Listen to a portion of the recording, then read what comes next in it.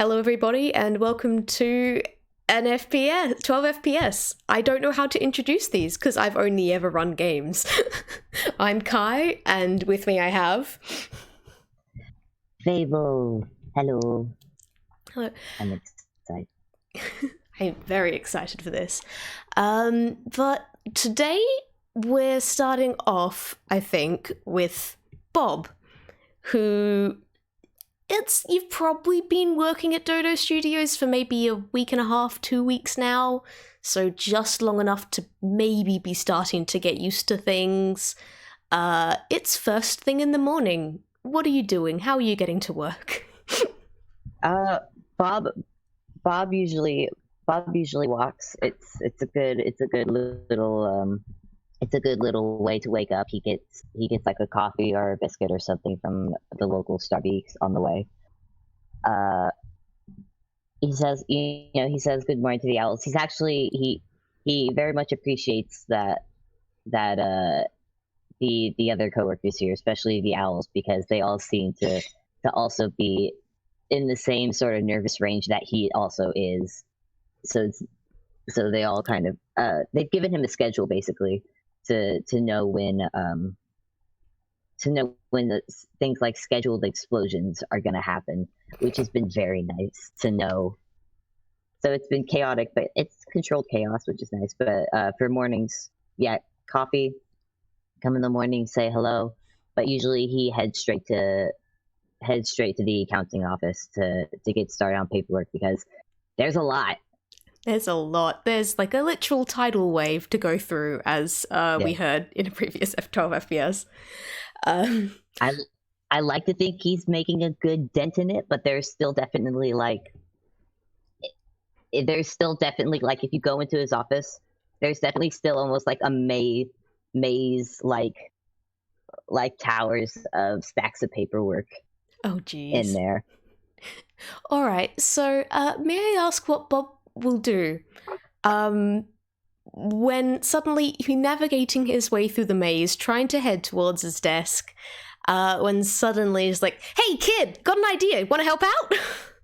Charlie pops his head around the corner very suddenly. Like right in Bob's face? Or... Right in Bob's face. Okay, Bob screams. And I don't know if you want to make a dex save because he's going to slap Charlie.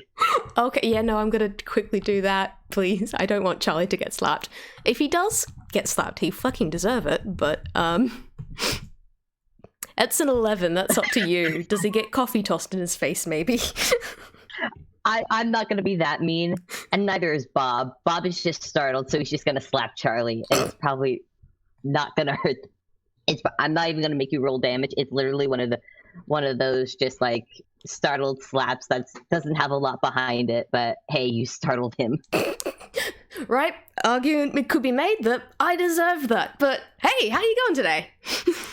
What did you do? I thought I looked at... What? Who are you? Charlie just kind of like goes like, "Locks," meh, like waves his hand. I was like, "Hey, Charlie, one of the, you know what? I don't actually have a job here, so I don't know what to call myself, but I heard that NG got himself a new pencil pusher, and I gotta say, you definitely look like you're up to the task." What? I'm sorry. It's early. I've only gone halfway through my coffee. I know weird things are usually happen here, but you need to take a few steps back and explain what you're doing in the office. Right. Charlie goes like, right. He does take like a very exaggerated step back, but he does also hold out his hand just like straight out for you to shake. "Name's Charlie Black. Nice to meet you."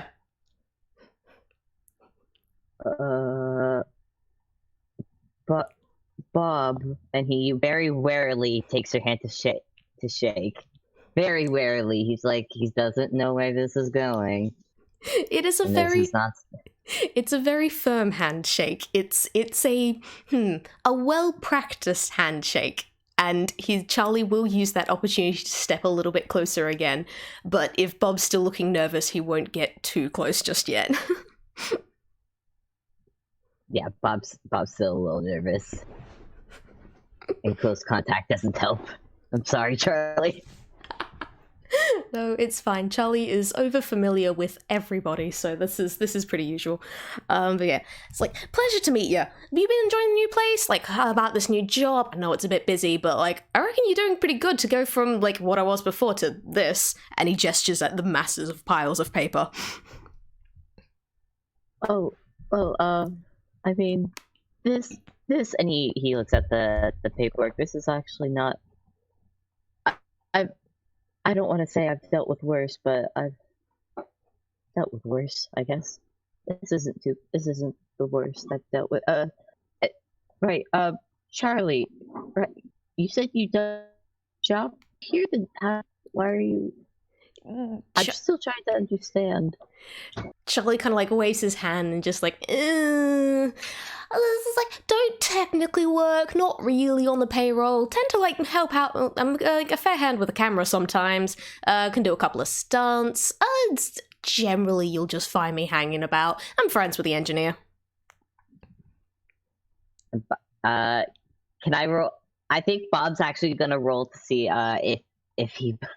if Charlie is lying or not, because he doesn't know any of Engineer's friends. Not yet, anyways. Yeah, that's probably a good roll. Like, well, that's probably insight then. Yeah. Insight is Charlie. That's a 20. That's a dirty 20. Okay, with that, that's all right. Charlie is not lying, but he's not telling the whole truth. The stuff about him finding, like, mucking about, like, just wandering around set, helping out with camera, that stuff's definitely true. Friends with the engineer, that, you know the engineer well enough to know that's probably not quite right, but also why else would Charlie be tolerated in this place if there weren't something happening? Yeah, Bob. Okay, yeah. So Bob slowly nods and takes a sip of his coffee before he just carefully makes his way around Charlie to get to his desk. It's like, this is weird, but this whole place has been weird, but I do need to work. Well, yeah, see, that's the thing, because I had a bit of an idea, heard about the whole mess from last time, a bunch of paperwork that the engineer was paying that you didn't really have to pay, and like, that's not really fair to Engie, and it's not really fair to the rest of the studio, and I don't really think it's fair to you. So, was just thinking, how'd you like to get your own back? It was back. Well, I mean, you got people trying to lie and cheat and steal from this place. So? Most of it's just mistakes on paper, and the ones that are scams, I mean, those, I didn't know that was specific to this place. Oh yeah, no, it happens pretty much everywhere, but like, you gotta, when it comes to this sort of thing, you kinda gotta draw a line in the sand, say, this is where you're putting your foot down, and once you do that, it makes it a lot harder for anyone else to go get in this place. What? What are you asking me exactly? Right. See, thing is here, I kind of work in a way of getting back at people who were, frankly, assholes. And I'm kind of just like going to take a quick break here to say, Charlie does this, there is no bleeping specifically when he swears a lot. He just automatically switches to Grolix, which every tune knows. So yeah, there's a fair bit of swearing. But yeah. Like, it's like I work a job that's kind of like getting back at assholes, those who try to take advantage of other people, things like that. And you know what? If I've heard that people are trying to take advantage of my friends, I kind of help protect them, aren't I? I guess, but where do you're asking me to help with that? I don't know how I'd be able to help with getting back at people. I'm not exactly, and he actually gestures to himself, I'm not exactly combat oriented in that, if that's what you're Oh no giving that. no combat no we're not going anywhere near that. No need for weapons, no need for spells, nothing like that. No, I reckon I need you for the exact reason that like Hothead does, and Charlie just like paps the top of the nearest stack of papers. Right now, I can do the talking bit. I'm very good at the talking bit. It's a pencil pusher that I need to help me iron out those fine little details. Yeah. Okay. And all right. And why should I agree to this? Because it'd be fun. That's not. Listen, I get if you're I think I understand that you want to help the engineer. I think I understand, and I can understand your need for an accountant. I am not a pencil pusher.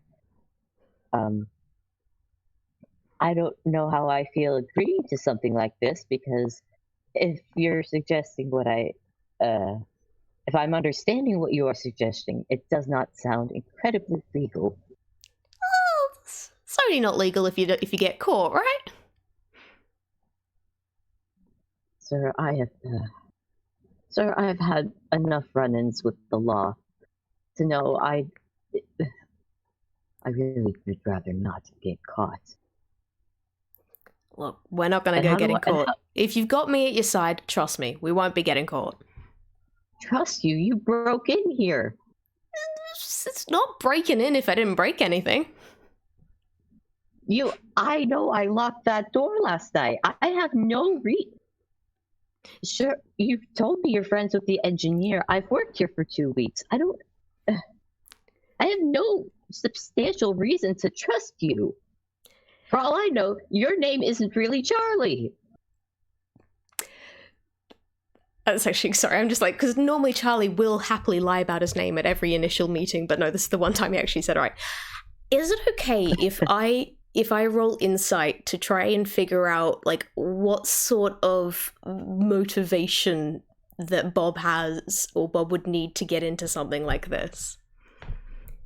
Oh, by all means. Yeah, because I realize that's something Charlie is very good at picking up on. I can't necessarily do so over voice. That's a 6. No, Charlie has no fucking idea. Never mind. Actually, you go. Well, I think that would track, because if Charlie's never seen like a tune like Bob before, then maybe he. Yeah, Bob's a bit of a new one for him. All right, in that case, like, all right.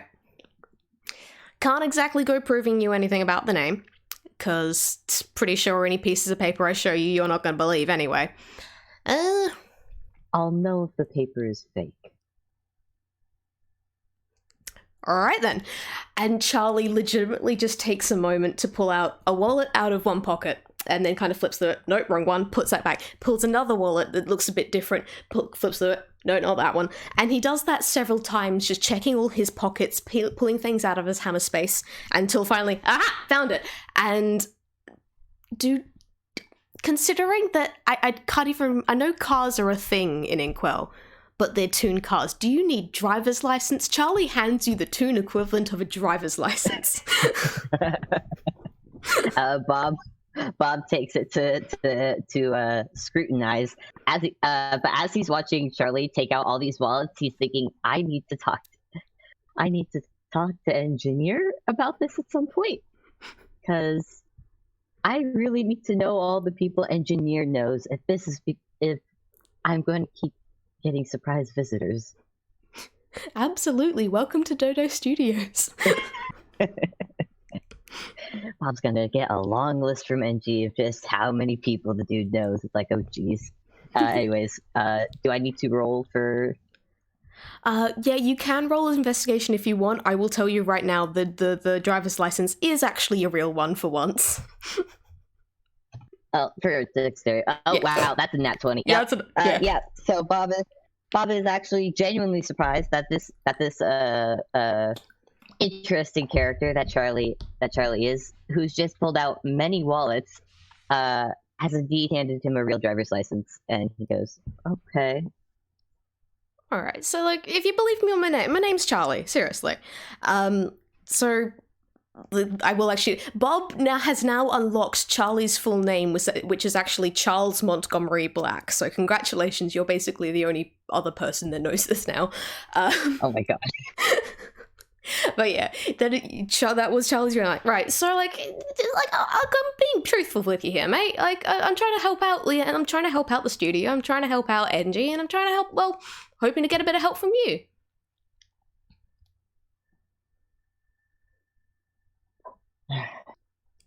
Are you? And if I say no? If you say no, I'll probably have a go at it anyway. Won't be very good because I won't have help from people I need that really know the ins and outs of this sort of stuff. And yeah, probably wouldn't turn out great for me, but it happens. I'm gonna make one more insight check for something. Yeah. Just because Bob is very scrutinizing in this moment. Wow, That's a 24. How are you getting these rolls? Holy fuck! Listen, these are Bob's. These are where I put the points in for Bob's rolls. Strength and charisma, no. Smart stuff, yes. Anything that involves brain power is Bob. Yep, fair enough. All right, with that, you can kind of tell, like, all right, Charlie is half telling the truth in that he probably would try and do something, but not the same sort of thing that he's trying to propose to you here. There is a chance he would get caught. He really isn't actually worried about that happening because, oh gods, he's been caught before a whole bunch. Oh gods, who is this person? Yeah, Bob is getting that inkling from Charlie, but he works it around in his head a little bit, and then he sighs. Well, fine. It seems like if you're going to do this anyways, you are more likely to get caught doing this on your own. And it doesn't seem many toons here know how to do paperwork anyway, so. And if you say it's for engineer, then fine. But I withhold my right to back out of this at any moment. If I think this goes over a line, I am backing away from this.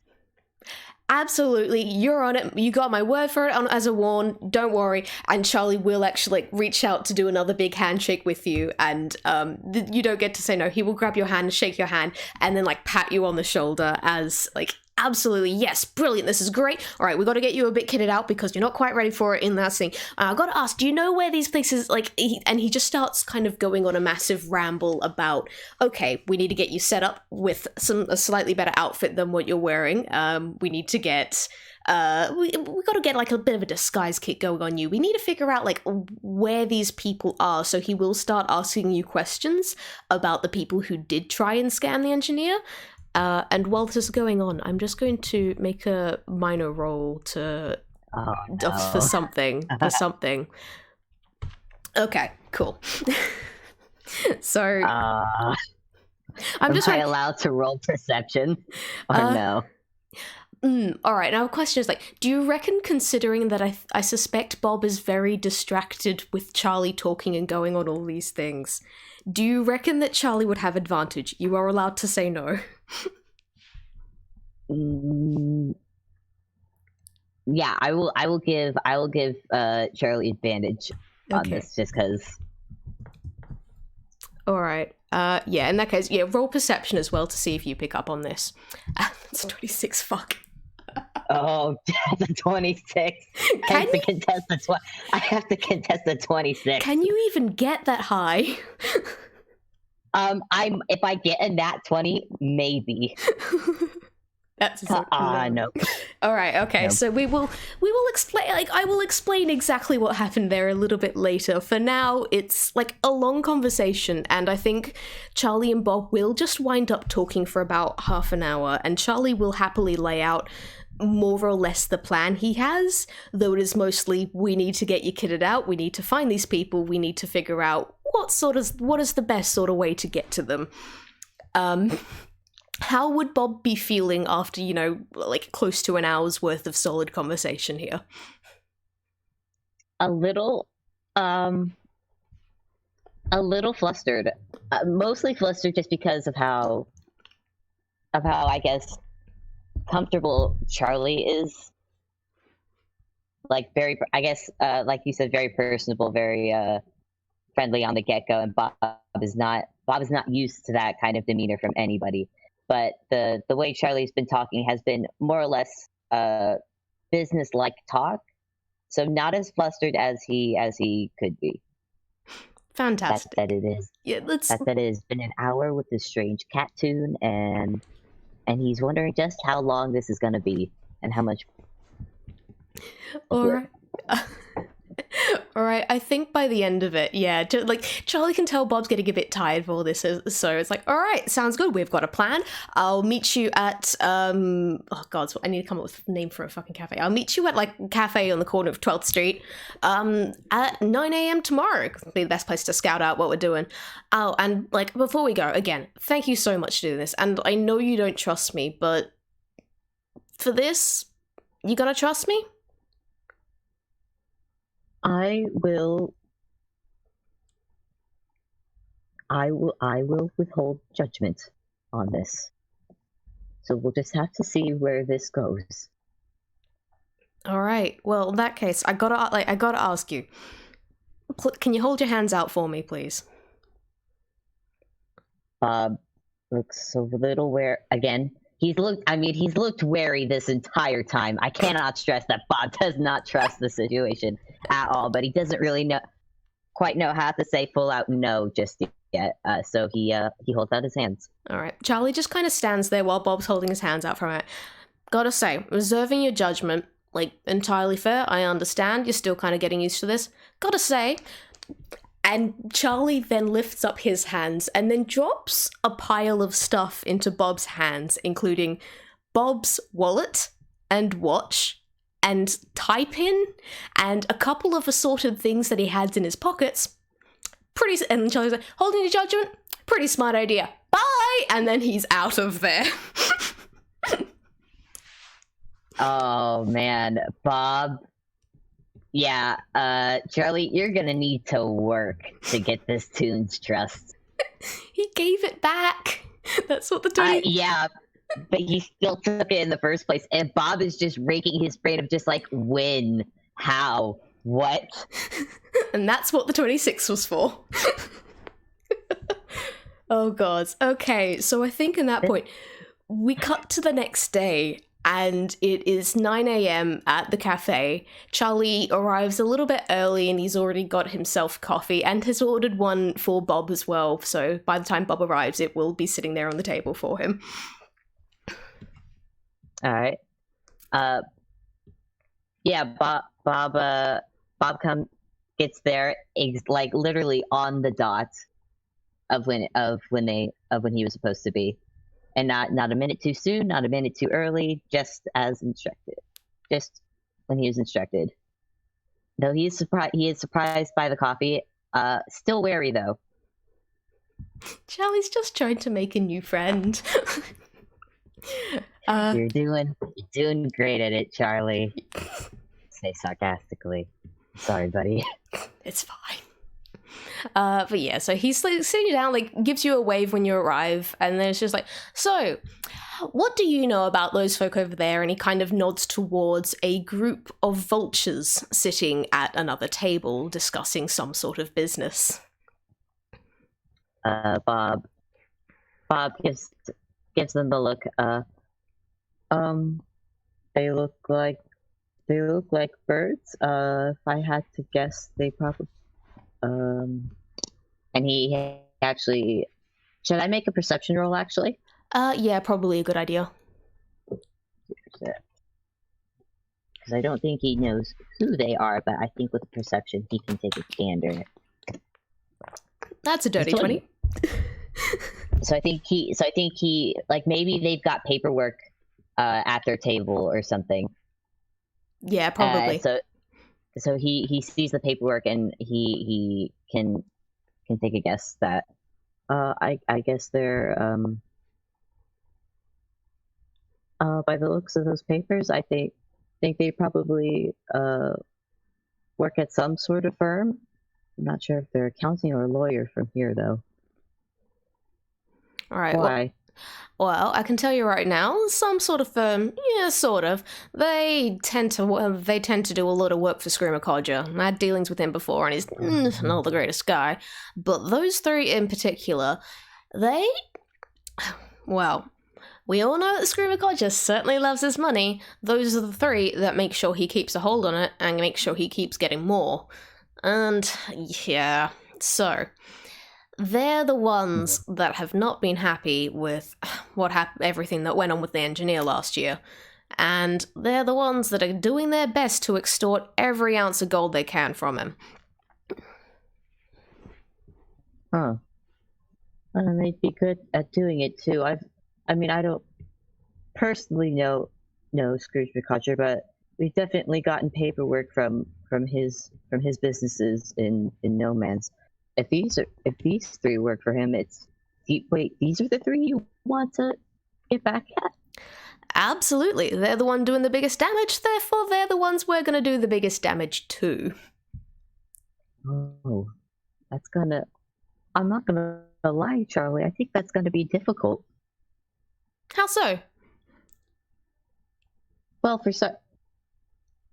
oh god, there's a lot of explaining that involves. I can't explain all of it without explaining the complicated details, which I imagine you're not going to fully listen to. Probably. Put simply, if they're working for one of the, you don't become rich and stay rich without knowing how to handle money or having people who know how to handle money and paperwork. If these three are working for one of the richest people in Inkwell, then, well, put simply, they're smart. They'd have to be smart to have the positions that they do. So, you don't reckon you're up for it? I don't know. What exactly did you have in mind? What was your plan? And this is the point where Charlie does come out and he pulls a bunch of blueprints out of his hammer space and spreads them out on the table in between you guys. And he kind of just starts pointing out, you see, that bit of land right there. There's another one basically identical to it on the cross side of town.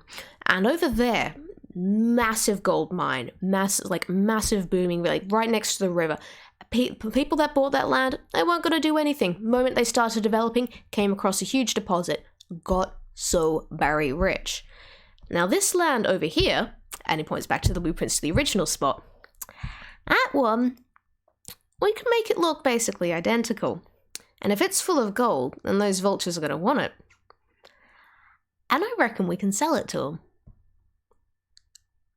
Do you own it? That's why I need someone who, not a pencil pusher, but someone good with paperwork. You're asking me to forge documents. Of a sort, yeah. And Bob gives Charlie a flat look, like, please. Okay. Like he's new, but he's not stupid. Yeah, okay, that's it. All right, straight up. Yeah, I am. Because, you know what? If they're scamming other people, we may as well scam them. And I promise you, we're not going to go getting caught here. They're not even going to know it was us. How is that? You're pretty all tunes here look different, and you're pretty distinctive. And, well, I mean, I blend into the background, but... And this is the point where I think Charlie is actually going to just quickly, because he still has the watch that the engineer gave to him a while back during the Taffy Train reunion, and he kind of just taps at his wrist, and then suddenly he is not the tabby cat you've just been staring at, he's bright ginger. What? How did? How did you? Taps the watch again, and he's back to Tabby. And, like, and that's not the only thing I've got. Plus, doesn't he haven't even started on a disguise kit and a change of clothes either. And also, we've got this for you. And he leans over and pops a top hat on your head. Just a top hat? Just a top hat for now. Like, got some more of that, but I reckon for now, would be fun to start off with this one. What? This is just a hat. This can't possibly work. You know, you'd be surprised. Just as you said anyway, you're one that tends to blend into the background. Now, if we make you stand out, and this is the point where Charlie is just going to reach into his disguise kit, and, yeah, he's going to try and, like, let's see. Oh, that was a quick fail. Fuck! No, you know what? No, you know what? Charlie has luck. I am calling a fucking reroll on that. Okay. I have luck points, and I will use them for the sake of making Bob look pretty. Please do. Please. That's a 21. That's better. That's a bit better.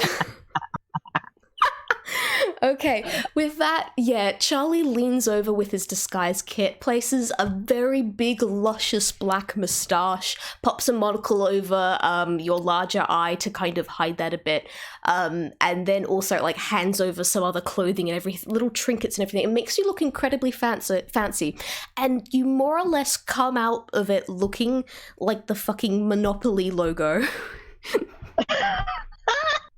Oh my god, he would too. Oh my.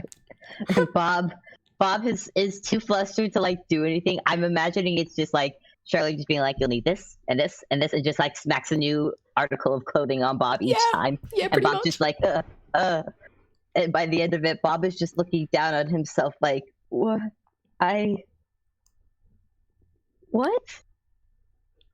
Just trust me on this one, right? I mean, I know you don't trust me and you shouldn't, but, like, once you take all that off, they're never going to be able to find you. If they only see you looking like that, then that's all they're going to be looking for. Yeah, I guess that makes sense. Wait, am I going to go talk to them? Yeah, really a little bit. I'll do most of the talking, but we got to make sure they catch a sight of you. All right, give me just one sec. Charlie ducks away for a moment, and he comes back. Well, no, it's not Charlie that comes back. It's a black cat wearing a business suit, carrying a briefcase, and looking far more put together than anything that Charlie was wearing before. Can I actually get you to roll either perception or insight real quick, just to see if Bob even realizes this is the same cat that comes and sits back down? Because everything from, like, tops to toes to table manners has changed. It's a 9. Okay. 9. It's gonna take you a second to realize that this is Charlie. It takes him a good long second because he's just like, oh, where's Charlie gone? Oh, why is that black cat coming towards me? Wait, what? Now, as I was saying, you leave most of the talking to me, and I will handle that. All you need to do is just make sure you're seen, and you will comment at the very end, which is a very important moment.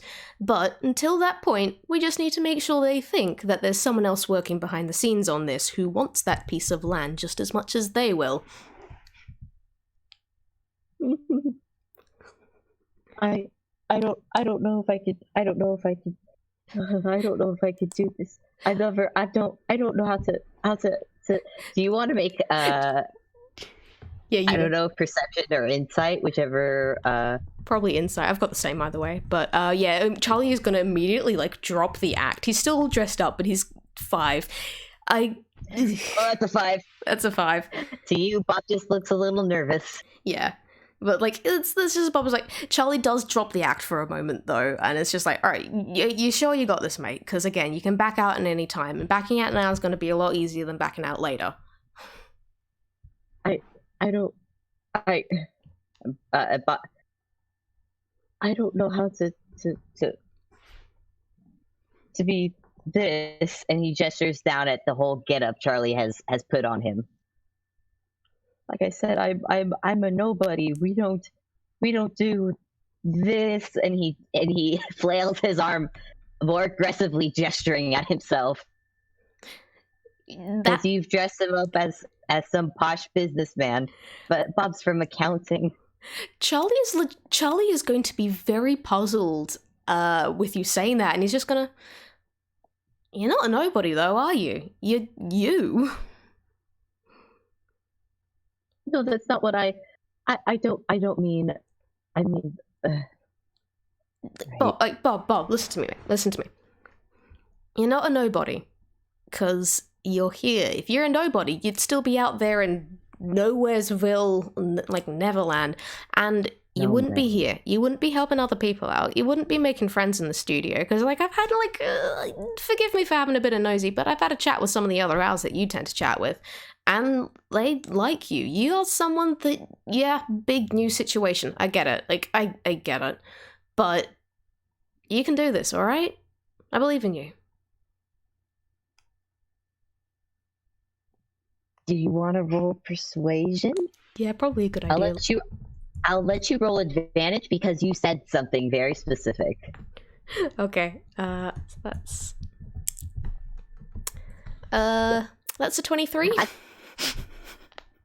The moment that you said, I mean, Bob looked to actually be cringing a bit when you mentioned all the things he was doing to you know, you wouldn't be a nobody if you're doing all these things. And Bob seems to cringe a little bit, like, yeah, he has been doing those things. But then you talked about how the owls actually liked him, and he perks up in surprise at that. And then you said you believed in him, and then his eyes kind of sparkle a little bit. And are those teardrops? But no, he shakes his head. He shakes his head a little bit and takes a breath and goes, Okay. What exactly do I need to do? Well, right now, all I need you to do is get really angry with me, stand up, yell, I will have that piece of land if it's the last thing I ever get, and then storm off. That's all you have to do, and I'll meet you back at the studio afterwards. Got it? Okay. Do I just yell at you? Just yell at me. And Charlie kind of sits back, shoulders straight, gets back into character. Oh man, should I roll performance? You know what? Yes. And do you want advantage because Charlie's now just given you a little bit of coaching on this?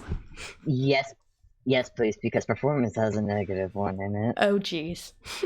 So, all right, Bob. Here's to you, buddy. 15's not bad. It's not bad, but if we could do better. All right. That's 10. I'll take the 15. Yep, 15. Well, 15 for I will say 15 for me. Normally, when I'm planning things out, a 15 is a full success. Not like off the chart success like a 20, but yeah. So tell me how you storm out.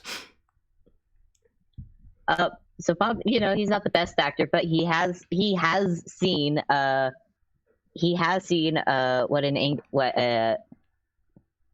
has seen professional, like, business people who do lose their temper at employees or something like that. So he can at least draw back on that to puff up his chest a little bit and put on an angry face. But to Charlie, it might seem a bit silly kind of angry face, more like a pout, really.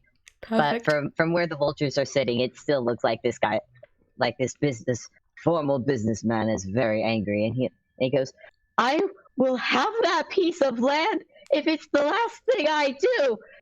And then he hurts, and then he very seriously storms out.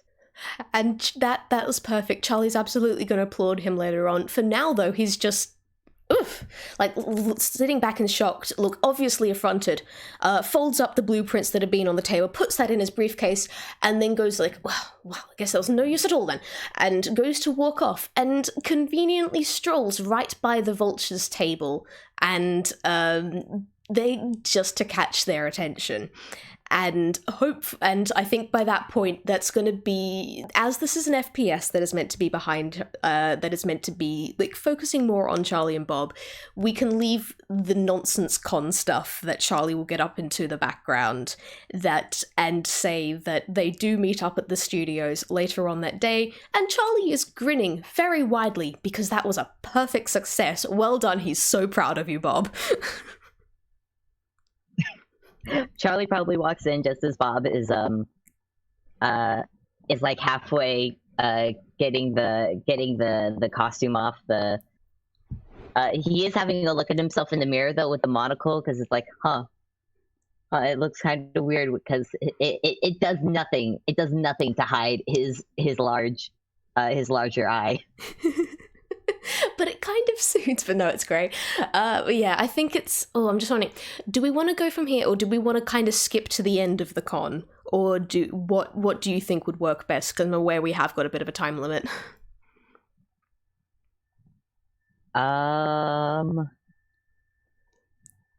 We could skip to... I think I'm good for either one. Okay.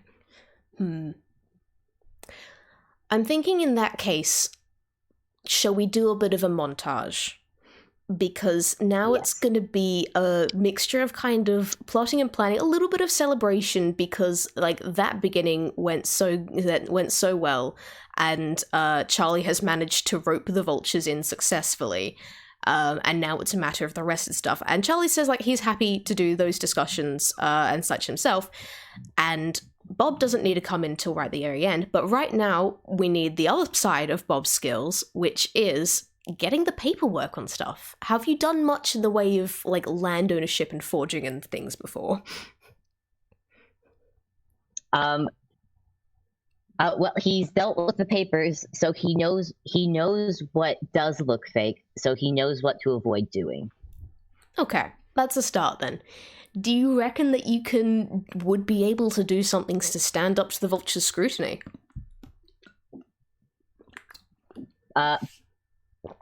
If you were to ask Bob, he'd say he's not sure, because he's not sure of anything. What I would say is that, yeah, Bob is, this is the one thing he is good at. And I would say he'd be able to forge some pretty dang good documents. Fantastic. In that case, we get a wonderful montage that just kind of keeps flicking between Charlie having business meetings with the vultures and Bob hunching over the papers, making sure he gets every little fine detail right, and pausing one moment where we don't actually hear any speech. We can see them talking, but there's no speech audible between Bob and Charlie, as Charlie just kind of like leans over and points to one thing on the document, and Bob hurriedly makes a quick change to it. And as the montage comes to an end, it is the final day. It is ready for the signing of the papers. And Bob is going to need to come storming in and calling Charlie a cheat and a liar. All right. I'm guessing Bob is in his little Monopoly disguise. Yeah, definitely. Okay. Should I roll performance again, or just go with it? I reckon just go with it. Okay, yeah, because I imagine him and Charlie have like discussed what they're gonna say and everything. Yeah, absolutely. This is still a performance, definitely, but at the same time, they've spent enough time practicing it, and Charlie has been coaching you a bunch. That yeah, you can basically go with this. All right. So when Bob enters the room, straight. Shoulders back, he forcefully swings the door open, but not to hit the door. It's more, he's still holding onto it as he swings it open, but it's enough force to be like, I'm entering the room. And he goes, you lying, you cheat, you scandal, how dare you do this to me? Sir, this is not the place for it. I can get back to you later. This is not right now. I'm in the middle of something else. I'm in the middle of a meeting, please. Middle of something else? I am, sir. Good sir, do you know how long I have worked to get this plot of land, and now you're selling it to these, and Bob, vultures? I'm so sir, I'm sorry, we have a higher bidder, and I'm just wondering, did you want to do it? Did you want to play the vultures at all? Do we want to skip over that and stick with just Charlie and Bob? Up to you. I can't think of a voice for the vultures. I want to so badly, but I can't. I'm sure they're very bemused and wondering what on earth is going on here. And then that's just that little bit of smugness, because, yes, they were the higher bidders. They get the better deal. They're going to get so much gold over this. They're very pleased. And meanwhile, back to Charlie, who's just like, sir, can we please just... Charlie turns to the vultures. I'm so sorry, sirs. I know we're in the middle of signing, but I do need to go sort this. Please don't do anything while I'm gone. I will be right back. And Charlie has made sure to pause this at this perfect time where he has signed the papers. The others have not. And they were a bit cautious over it before, but oh look, there's this wonderful distraction possible as Charlie and Bob now exit the room to go have a rather heated argument in the other room. So, I reckon, do you mind if I just take over with the whole doing of the con again? Yeah. Yeah, okay, so Bob and Charlie can fake an argument in the other room about, oh yes, Charlie is a cheat and a liar, and like he was meant to sell that land to you because that was it belonged to your distant relatives. And now, wait, no, the vultures have the land. They weren't really going to sign for it because they didn't believe it was a very good deal, but now they're in the room alone with the contract. Yes, this is the perfect time to make teensy amendments, and yes, this is perfect. And by the time Charlie comes back in, oh no, the vultures have signed it. The deal is solid. There's no way of backing it out now. And they hand Charlie over the supposed pittance of money for the amount of this land would be worth. And realistically, it's several hundred gold. It's not masses for a chunk of land, and Charlie puts an excellent effort into looking heartbroken and like, oh no, he's been swindled out of this, while the vultures are so happy as they go off to this plot of land that is absolutely filled with gold. And by the time they've left, Charlie walks out, meets up with Bob, holds up the bag and just jingles it around a little bit. And the next shot, I imagine them just running down the street shedding disguises as they go. I really like that. And Bob, as they're running, Bob is just like, wait, are we really just stitching the clothes here? We're not going to keep them? Well, I mean, you can keep them if you want, but I reckon it's I personally don't think it's good to use them again in case they don't recognize you again. Oh, yeah, that's a good point. Anyway. But Bob does. I was like, anyway, not like... monocle. Yeah, monocle he can keep the monocle. But it's like, anyway, not like we can't get more, and Charlie just jingles the bag as they go again. And we cut over for a moment to show the vultures getting to their newly bought plot of land. Yes, they're expecting it to be like full, 300 feet wide and 300 feet square block. They're just expecting to be chock of gold. Oh, it looks like a decimal point was carefully moved over slightly in that amazing paperwork that Bob drafted up. And you catch the vultures standing on a 3x3 square foot of block of land, wondering what on earth's going on.